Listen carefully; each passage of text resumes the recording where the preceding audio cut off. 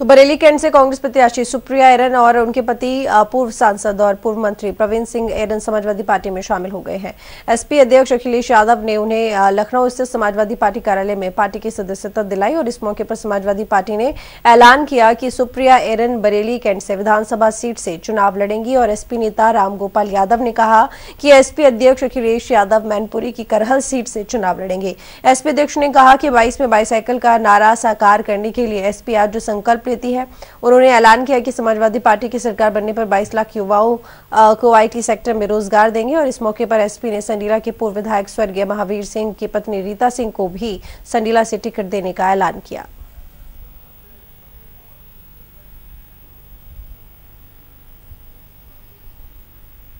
लगातार समाजवादी पार्टी ने आने वाले समय में जो चुनाव होने जा रहा है, जनता के लिए कुछ फैसले लिए हैं।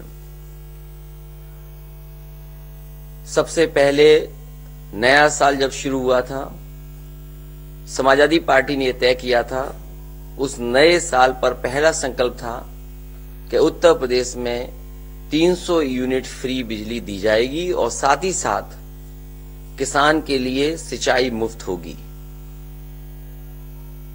फिर लैपटॉप को लेकर के भी समाजवादी पार्टी ने ये कहा कि जिस तरीके से पूर्व में समाजवादी पार्टी ने बच्चों को पढ़ने के लिए जो आगे की पढ़ाई करने के लिए जा रहे हैं, उनको लैपटॉप से मदद करने के लिए लैपटॉप दिया जाएगा।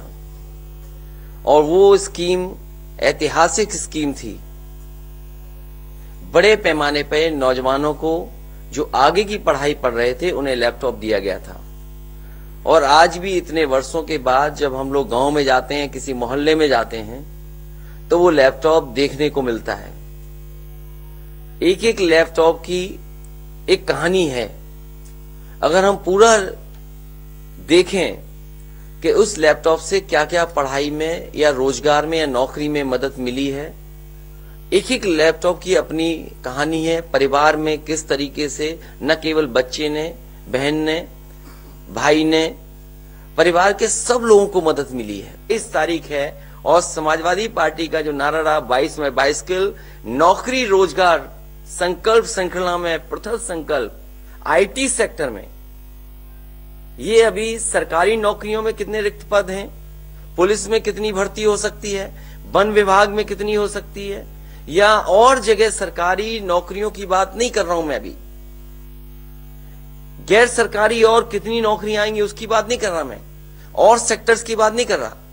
केवल आज आईटी सेक्टर में आने वाले समय में समाजवादी सरकार बनेगी तो उत्तर प्रदेश के नौजवानों को 22 में जब सरकार बनेगी तो 22 लाख नौजवानों को उससे ज्यादा सीधा सीधा रोजगार से जोड़ने का काम और उस तरह के फैसले, उस तरह की पॉलिसी बनाने का काम समाजवादी सरकार में होगा। इसलिए नौकरी और रोजगार संकल्प श्रृंखला में पहला ये है आईटी सेक्टर में कि समाजवादी सरकार बनेगी तो 22 लाख बच्चों को इससे सीधा सीधा कैसे उन्हें नौकरी मिले, रोजगार मिले, उसके लिए सरकार काम करेगी। और जो पार्टी जिस सरकार में 18 लाख से ज्यादा लैपटॉप बांट सकती है, तो 22 लाख रोजगार देने में और उस दिशा में काम करने में समाजवादी लोग